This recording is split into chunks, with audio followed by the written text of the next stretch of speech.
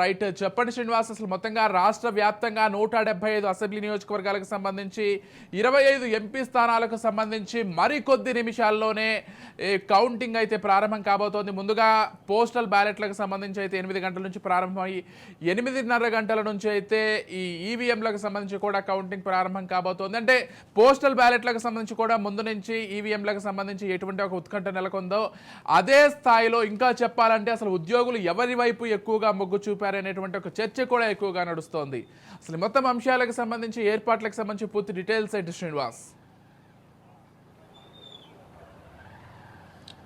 రాష్ట్ర వ్యాప్తంగా జరిగినటువంటి 2024 సార్వత్రిక ఎన్నికలకు సంబంధించి కొద్దిసేపట్లోనే ఫలితాలు వెలువడినటువంటి పరిస్థితి కనిపిస్తుంది. అయితే రాష్ట్ర వ్యాప్తంగా ఇప్పటి వరకు మనం పరిశీలించి చూస్తే కనుక పూర్తి స్థాయిలో ఎవరికి ఆధిపత్యం ఉంది అనే అంశాన్ని మాత్రం ప్రజలు ఎవరి సర్వే సంస్థలు కానీ అదేవిధంగా మ్యాక్సిమం ఓటర్లు కానీ ఏది చెప్పలేనటువంటి సందిగ్ధత మాత్రం రాష్ట్ర వ్యాప్తంగా నెలకొన్నటువంటి పరిస్థితి మనం చూస్తున్నాం. అయితే 175 నియోజకవర్గాలకు సంబంధించి ప్రతి నియోజకవర్గంలో కూడా ఒక ఉత్కంఠభరితమైనటువంటి పోటీ మాత్రం కొనసాగేటువంటి పరిస్థితి కంటిన్యూ అవుతుంది. మరి పక్క నుంచి చూసినట్లయితే కనుక అధికార వైసీపీ పార్టీ మాత్రం పూర్తి స్థాయిలో తాము 5 సంవత్సరాలు అందించినటువంటి సంక్షేమ పథకాలకి ప్రజలు పట్టం కట్టారని చెప్తున్నటువంటి నేపథ్యం కనిపిస్తుంది. అయితే ప్రతిపక్ష పార్టీ ఇటు కూటమిగా ఏర్పడినటువంటి టీడీపీ, జనసేన, బీజేపీ మాత్రం మరొకసారి జగన్మోహన్ రెడ్డికి తీసుకున్నటువంటి నిర్ణయాలు ఏవైతే ఉన్నాయో వాటిని విషయాల్లో ప్రజలు యూటర్న్ తీసుకున్నారు. వ్యతిరేకత ఉంది, మాకు అధికారం చేపట్టబోతున్నామని చెప్పని ధీమానం వ్యక్తం చేస్తున్నారు. అయితే ఇప్పటివరకు కూడా కంటిన్యూ చేసినటువంటి సర్వే సంస్థలు ఏదైతే ఉన్నాయో ఇవి పూర్తి స్థాయిలో ఎవరికి కూడా సరైనటువంటి ఫలితాలను మాత్రం ఇప్పటివరకు చెప్పలేదని చెప్పుకోవచ్చు. అయితే ట్రెండ్స్ స్టార్ట్ అయిన తర్వాత మాత్రమే ఎవరు ముందంజలో వెళుతున్నారు ఏంటనే అంశాలను మాత్రమే మనం చూసేటువంటి అవకాశం చాలా స్పష్టంగా కనిపిస్తూ ఉంది. ఇప్పటివరకు కూడా రాష్ట్ర వ్యాప్తంగా జరిగినటువంటి అనేక సర్వేస్, ఫ్రీ పోల్స్ కావచ్చు, ఎగ్జిట్ పోల్స్ కావచ్చు, ఇవన్నీ కూడా పూర్తి స్థాయిలో ఎవరికి అనే దాన్ని మాత్రం ఏటి పరిస్థితుల్లో చెప్పలేదు. ఇప్పటివరకు రాష్ట్ర వ్యాప్తంగా కూడా 30% ప్రజలు ఎవరైతే ఉన్నారో వాళ్ళు పూర్తి స్థాయిలో తాము ఓటు ఎవరికి వేసామనేది కూడా ఇంతవరకు రివ్యూలు చేయలేనటువంటి నేపథ్యంలో కౌంటింగ్ దశకి చేరుకున్నాము. కొద్దిసేపట్లోనే కౌంటింగ్ ప్రక్రియ స్టార్ట్ కానుంది. మొదటిగా రాష్ట్ర వ్యాప్తంగా పోలైనటువంటి 5 లక్షల పోస్టల్ బ్యాలెట్ ఓట్లకు సంబంధించి కౌంటింగ్ ప్రక్రియ కంటిన్యూ అవుతుంది.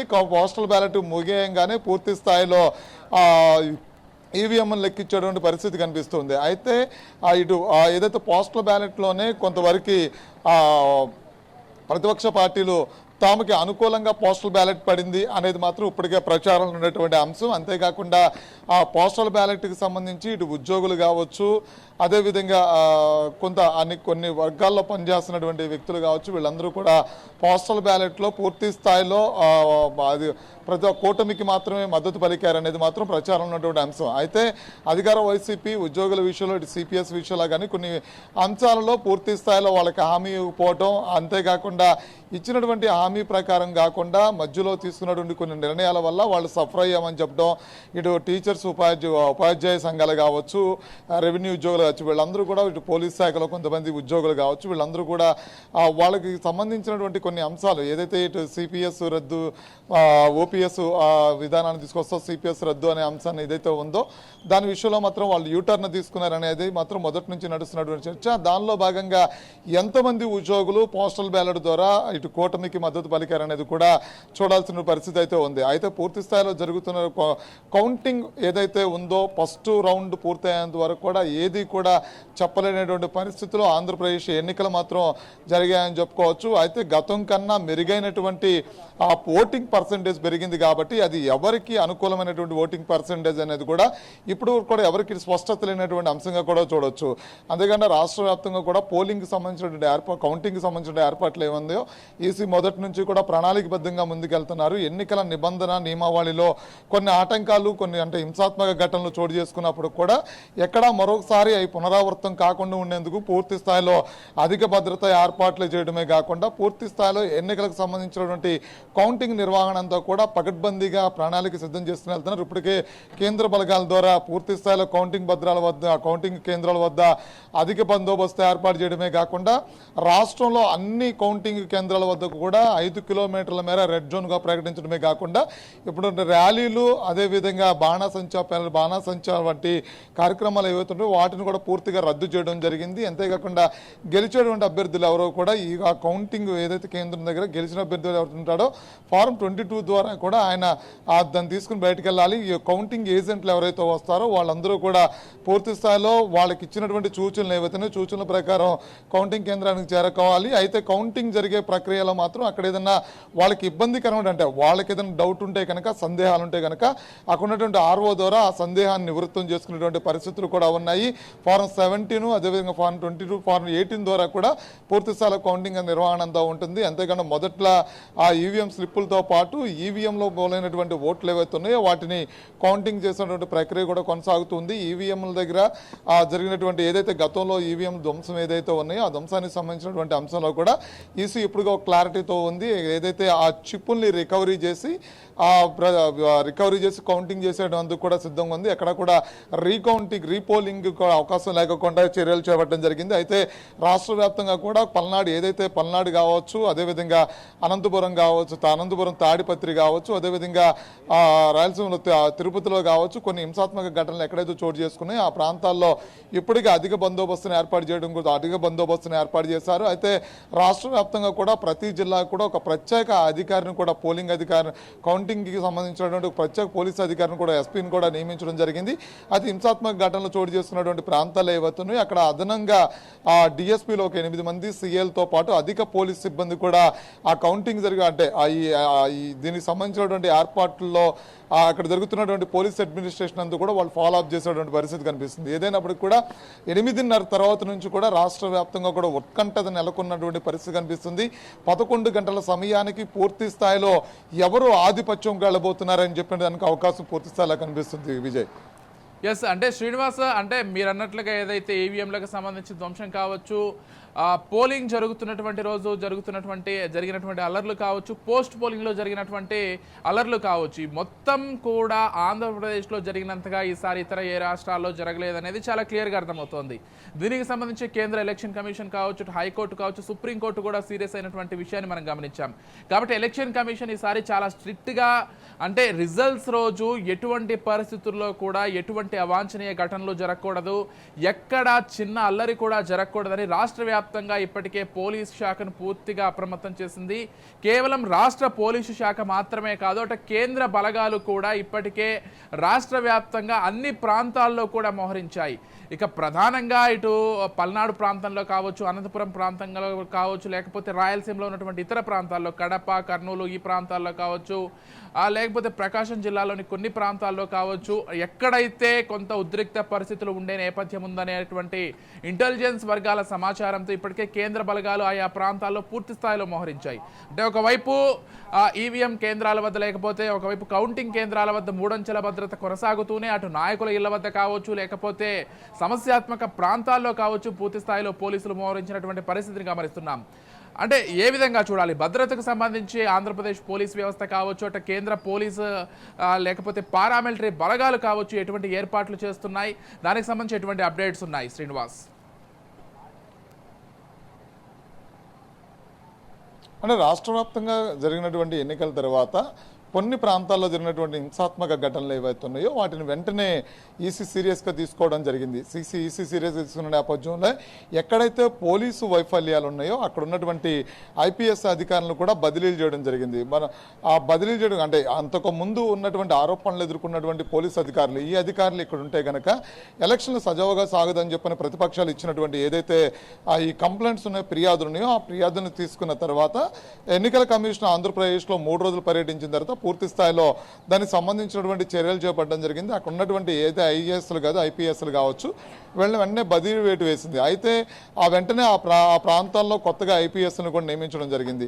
ఐపీఎస్ల నియామకం తర్వాత కూడా కొన్ని ప్రాంతాల్లో ఏదైతే మరొకసారి అల్లర్లు జరగడానికి అల్లర్లు జరిగినటువంటి ప్రాంతాలు ఏవైతున్నాయో అక్కడ ఉన్నటువంటి ఐపీఎస్ని అదేవిధంగా ఐఏఎస్ను కూడా మార్చి కొత్త వాళ్ళని నియమించడం జరిగింది. దాని ద్వారా పూర్తి స్థాయిలో ఎక్కడా కూడా కౌంటింగ్ కేంద్రాల వద్ద కానీ కౌంటింగ్ జరుగుతున్నటువంటి హింసాత్మక ఘటనలు జరిగినటువంటి ప్రాంతాలు ఆ ఏరియాలో ఏవైతే ఉన్నాయో ఆ జిల్లాలో ఏవైతే ఉన్నాయో అక్కడ పూర్తిగా సెక్షన్ 30 అమల్లో తీసుకొచ్చి 144 సెక్షన్ అమలు చేయడమే కాకుండా ఆ ప్రాంతాల్లో ఉన్నటువంటి మద్యం షాపులు ముందుగానే మోయించడం, అంతేకాకుండా ఆ ప్రాంతాల్లో ఉన్నటువంటి నిత్యావసరాలు అంటే ఇతర షాపులు అన్నీ కూడా ముందుగానే వాటినన్నింటి కూడా క్లోజ్ చేయించడంతో పాటు ఇక్కడ కూడా ఎటువంటి అవాంఛనీయ సంఘటనలు చోటు చేసుకోకుండా ఉండేందుకు రౌడీ షీటర్లు ఎవరైతే ఉన్నారో స్థానికంగా ఉండేటువంటి రౌడీ షీటర్లు ఎవరైతే ఉన్నారో వాళ్ళందరినీ బైండ్ ఓవర్ చేయడం, కొన్ని అనుమానిత ప్రాంతాలు ఏవైతే ఉన్నాయో ఆ ప్రాంతాల్లో కార్డన్ చర్చ్ నిర్వహించడం, కార్డన్ చర్చ్ ద్వారా ఆ ప్రాంతాల్లో అనుమానితులందరినీ ఐడెంటిటీ చేయడం, వాళ్ళని పోలీస్ కస్టడీకి తీసుకోవడం,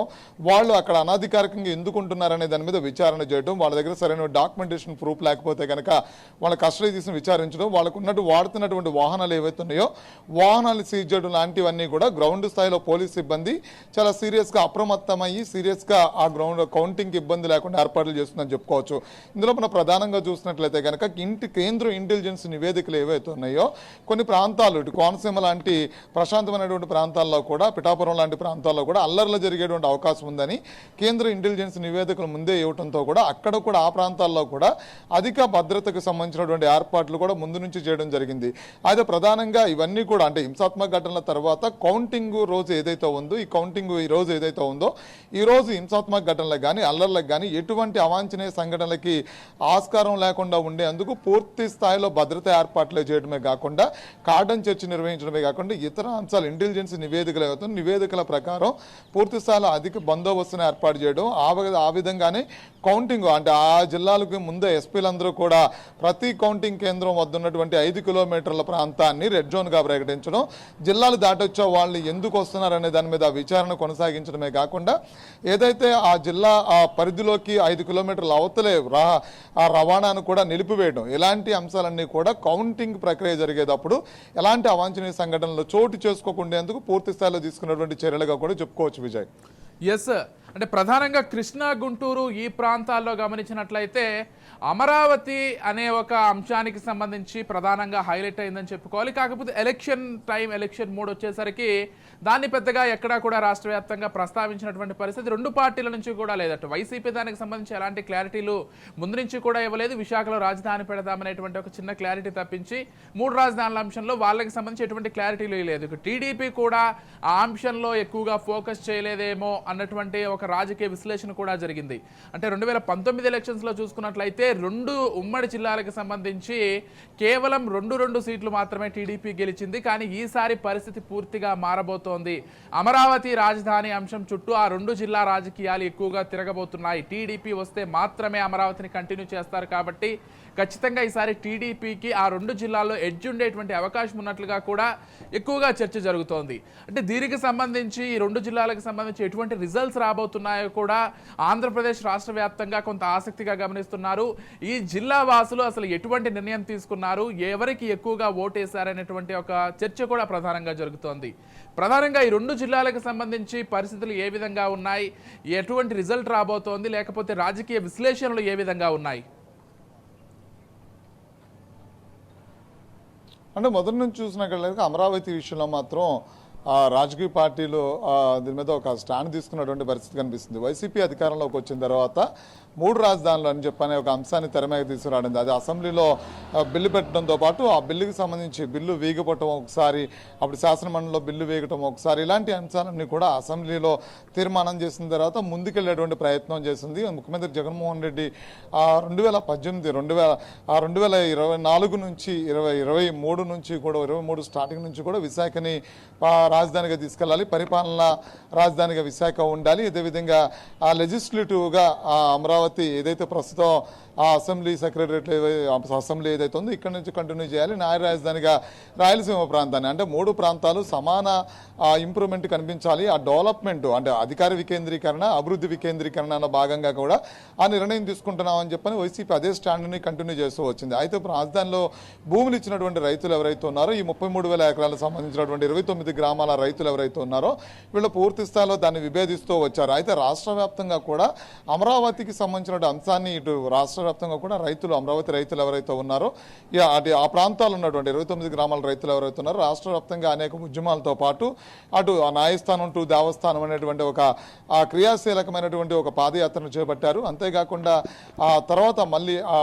అమరావతి నుంచి అరసవల్లి దాకా ఒక పాదయాత్రను చేపట్టారు. ఇదంతా రాష్ట్ర వ్యాప్తంగా కూడా అమరావతి నిర్మాణం ఎందుకు అవసరం, అక్కడ ఇచ్చినటువంటి రైతులు భూములు ఎందుకు త్యాగం చేశారనే అంశాలను మాత్రం ప్రజలకు చెప్పేటువంటి ప్రయత్నం కంటిన్యూ చేస్తూ వచ్చారు. అయితే పాదయాత్రకి మొదలైనప్పుడు అంటే లోకేష్ పాదయాత్ర మొదలైనప్పటి నుంచి కూడా, యుగాళం పాదయాత్ర మొదలైనప్పటి నుంచి కూడా అమరావతి అంశాన్ని పూర్తి స్థాయిలో ఎక్కడ ప్రస్తావన తీసుకురాలేదు. అదేవిధంగా ఎన్నికల ప్రచారాల్లో కూడా పూర్తి స్థాయిలో చంద్రబాబు నాయుడు కావచ్చు, బీజేపీ కావచ్చు, పవన్ కళ్యాణ్ కావచ్చు అమరావతిని ఒక స్టాండ్గా తీసుకోవడం కానీ అమరావతి దేని కానీ ఎక్కడా కూడా తీసుకెళ్ళినటువంటి పరిస్థితి లేదు. కానీ బీజేపీ అధికారంలోకి వస్తే మాత్రం అమరావతి నిర్మాణం త్వరగా చేపడతాం, అంటే టీడీపీ అధికారంలోకి వస్తే అమరావతి నిర్మాణాలు మాత్రం త్వరగా చేపడతాం అని చెప్పినటువంటి పరిస్థితులు మాత్రమే తప్ప అమరావతికి సంబంధించినటువంటి అంశాలను ఎక్కడ చూడలేదు. అయితే కృష్ణా గుంటూరుకు సంబంధించినటువంటి అంశాలు అంటే గుంటూరులో కొన్ని ప్రాంతాలకు సంబంధించి మనం చూసినట్లయితే కనుక అమరావతి ఈ ఫోబియా ఎంతవరకు ఉంది అనేది మనం చెప్పలేనటువంటి పరిస్థితి కనిపిస్తుంది. అదేవిధంగా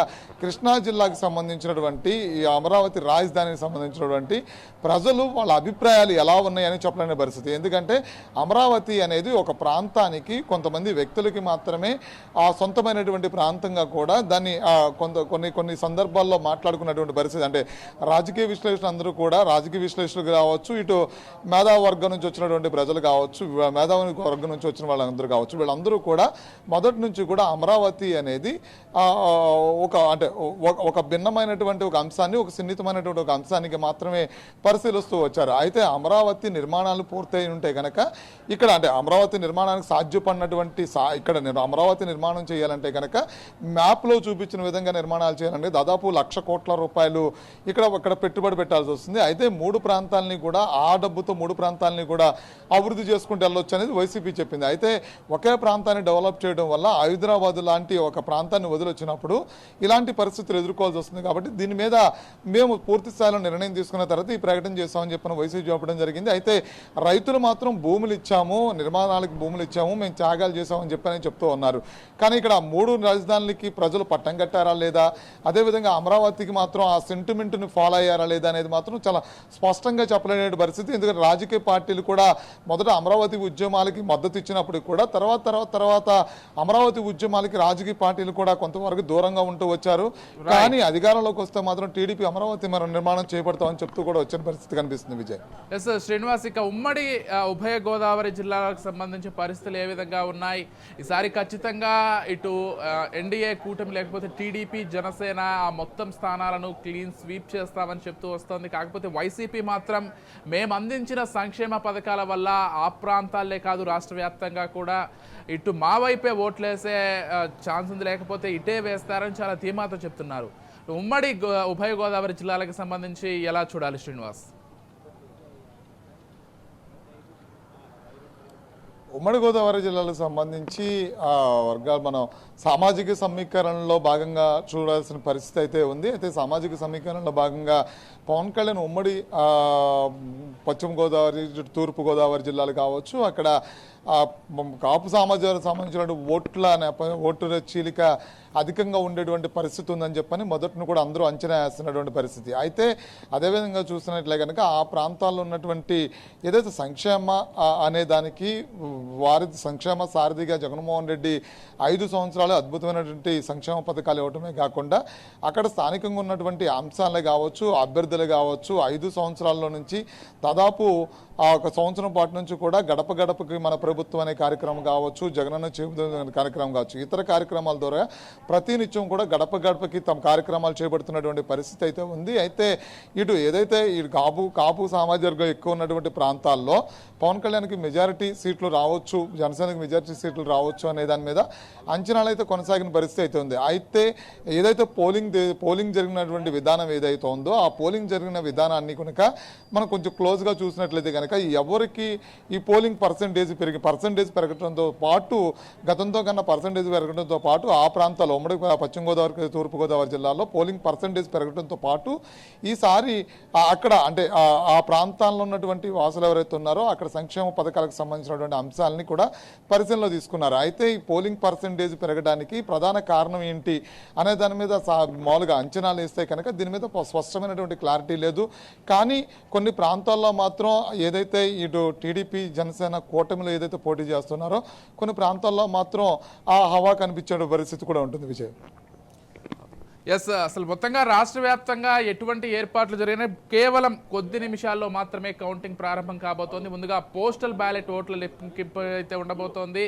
మనం ముందు నుంచి చెప్పుకుంటున్నట్లుగా కూడా పోస్టల్ బ్యాలెట్లకు సంబంధించి అటు సాధారణ ఓటింగ్కి సంబంధించి ఎంత ఆసక్తిగా గమనిస్తున్నారో అంతకంటే ఎక్కువగా పోస్టల్ బ్యాలెట్లకు సంబంధించి ఆసక్తిగా గమనిస్తున్నారు. అంటే ఎక్కువగా ఉద్యోగస్తులు మొత్తం కూడా ఈసారి పోస్టల్ బ్యాలెట్లను పూర్తి స్థాయిలో వినియోగించుకున్నారు. గతంలో ఎన్నడూ లేని విధంగా ఈసారి ఎక్కువగా పోస్టల్ బ్యాలెట్లను వినియోగించుకున్నారు. ఆ పర్సంటేజ్, ఆ కౌంట్ని కూడా మనం చూసాం. అంటే ఉద్యోగస్తులు ఇంతగా వచ్చి ఓట్లు వేయడానికి కారణం ఏంటి? ప్రభుత్వానికి వ్యతిరేకంగా వీళ్ళంతా ఓటు వేశారా, లేకపోతే సచివాలయ సిబ్బందిని మొత్తాన్ని కూడా ఈసారి నియమించారు కాబట్టి వాళ్ళందరూ వచ్చి ఇటు ప్రభుత్వానికి అనుకూలంగా ఓటు వేశారా? ఈ చర్చ అయితే చాలా బలంగా జరుగుతోంది. వైసీపీ ఏమో పూర్తి స్థాయిలో మాకే పోస్టల్ బ్యాలెట్లు అనుకూలంగా వచ్చే అవకాశం ఉందని చెప్తోంది. టీడీపీ అయితే లేదు, ప్రభుత్వ ఉద్యోగులు పూర్తి స్థాయిలో ప్రభుత్వానికి వ్యతిరేకంగా ఉన్నారు, అందుకే ఇంత పెద్ద ఎత్తున ముందుకు వచ్చి పోస్టల్ బ్యాలెట్లను వినియోగించుకున్నారు కాబట్టి ఆ మొత్తం కూడా ఇటు టీడీపీ వైపే ఎక్కువగా ఉండే అవకాశం ఉందని కూడా చెప్పుకుంటున్నారు. ఇదే పోస్టల్ బ్యాలెట్లకు సంబంధించి కొంతమంది వైసీపీ మంత్రులు కూడా అంటే దొంగ ఓట్లు నమోదయ్యాయి అక్కడ, వాటిని కూడా ఈసీ కౌంట్ చేస్తోంది. ఇతర ఏ రాష్ట్రాల్లో లేనటువంటి కొత్త రూల్స్ని ఇక్కడ అమలు చేస్తున్నారు. ఆర్ఓ సంతకం లేకుండానే వాటిని ఏ విధంగా కౌంట్ చేస్తారు? అంటే టీడీపీ చెప్పిన తర్వాత ఈసీ ఈ డెసిషన్ తీసుకోవడం ఏంటి? ఈ ఒక రాజకీయ చర్చ కూడా జరుగుతోంది.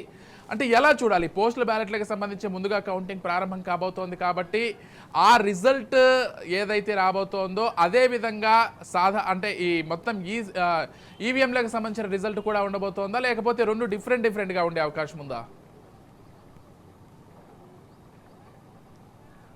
అంటే పోస్టల్ బ్యాలెట్కి సంబంధించిన అంశాన్ని మనం చూసినట్లయితే కనుక ప్రభుత్వ ఉద్యోగుల్లో కొంతవరకు నిరాశ ఎదుర్కొన్నారని చెప్పుకోవచ్చు. పోస్టల్ బ్యాలెట్ దాని ద్వారా పోస్టల్ బ్యాలెట్ మాకే అనుకూలం అని చెప్పని కూటమి చెప్పుకున్నటువంటి పరిస్థితి కనిపిస్తుంది. అయితే ఇక్కడ పోస్టల్ బ్యాలెట్ అంశాన్ని మనం చూసినట్లయితే కనుక మీరు ప్రస్తావించినట్లుగా ఇక్కడ సచివాలయ ఉద్యోగులు ఎవరైతే ఉన్నారో సచివాలయ ఉద్యోగులు ప్రస్తుత ప్రభుత్వానికి అనుకూలంగానే ఈ పోస్టల్ బ్యాలెట్ ఓటింగ్ పడి ఉంటుంది అని చెప్పనేసి చెప్పుకోవచ్చు. అదేవిధంగా మనం చూసినట్లయితే ఇతర శాఖల్లో పనిచేస్తున్నటువంటి ఉద్యోగులు ఎవరైతే ఉన్నారో టీచర్స్, ఉపాధ్యాయ సంఘాలు కావచ్చు, అదేవిధంగా రెవెన్యూ సంఘాలు కావచ్చు, ఎన్జిఓ సంఘాలు ఎవరైతే ఉన్నారో వీళ్ళు మాత్రం కొంతవరకు ప్రభుత్వానికి వ్యతిరేకంగా ముందుకెళ్లారని చెప్పుకోవచ్చు. అందులో కూడా కొన్ని అంటే ఆ యూనియన్లో అంటే వాళ్ళు ఏదైతే ఈ ఉద్యోగ సంఘాలు ఏవైతే ఉన్నాయో సంఘాలు కొన్ని ప్రభుత్వానికి కూడా మద్దతు ఇచ్చినటువంటి నేపథ్యాన్ని మనం చూస్తూ వస్తున్నాం. ఇటు సచివాలయ ఉద్యోగ సంఘాలు కావచ్చు, అలాగే ఉద్యోగ సంఘాల్లో కూడా కొన్ని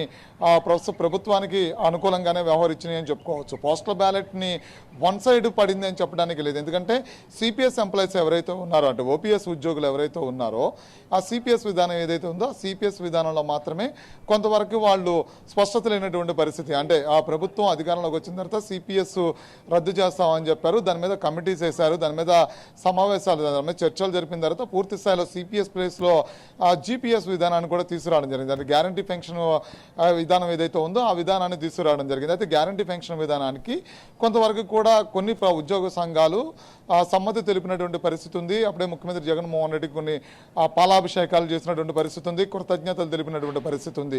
అయితే దాన్ని కొన్ని సంఘాలు మాత్రం వ్యతిరేకిస్తూ వచ్చారు. అవి రాజకీయాలుగా దాని మీద చర్చలు జరుపుతూ వచ్చారు. రాజకీయ కోణాలు ఉద్యోగ సంఘాల్లో రాకూడదంటూ కూడా ప్రస్తుత ప్రభుత్వం కూడా వాళ్ళకి అనేక సందర్భాల్లో వాళ్ళ ముందు ప్రభుత్వం తరపు నుంచి డిమాండ్ కూడా చెప్పడం జరిగింది. రాజకీయ అంటే ఉద్యోగ సంఘాలు రాజకీయ సంఘాల్లో మారకూడదు అనే అంశాన్ని కూడా ప్రస్తావించడం జరిగింది.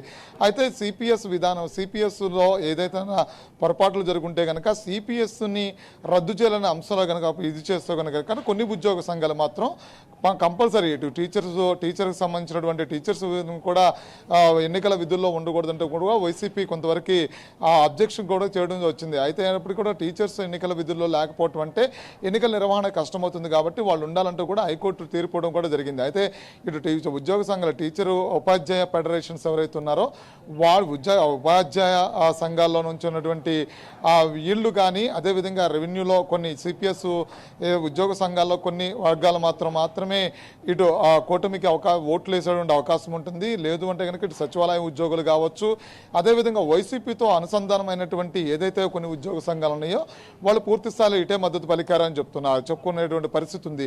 అయితే పూర్తి స్థాయిలో వన్ సైడ్ పోస్టల్ బ్యాలెట్ పడింది అంటే వన్ సైడ్ పోస్టల్ బ్యాలెట్ దాదాపు 5,39,000 పైనే పోస్టల్ బ్యాలెట్ నమోదైంది. 1.86% పోస్టల్ బ్యాలెట్ నమోదైన నేపథ్యంలో దీన్ని ఎంత పర్సెంటేజ్లో ఎక్కువ శాతం ఉద్యోగులు ఎటు వైపు ఉన్నారనేది కొద్దిసేపట్లో తెలియనటువంటి పరిస్థితి ఉంది. అయితే ఉద్యోగ సంఘాల నేతలు మాత్రం అటు ఇటు అంటే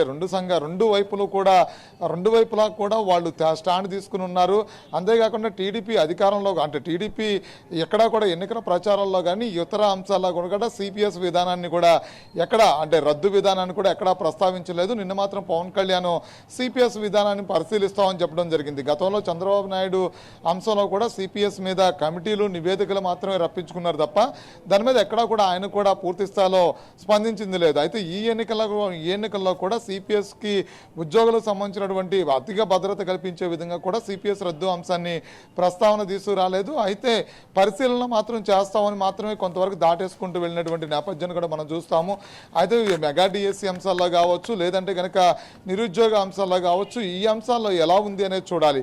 అయితే పోస్టల్ బ్యాలెట్కి సంబంధించినటువంటి ఇటు మెగా డిఎస్సి విషయంలో కూడా ఉద్యోగుల కొంతమంది ఇబ్బందులు ఎదుర్కొన్నారు కాబట్టి ఈ టీచర్స్ ఇబ్బందులు ఎదుర్కొన్నారు కాబట్టి దీని మీద మాత్రమే కొంతవరకు ఫోకస్ చేయాల్సి ఉంటుంది.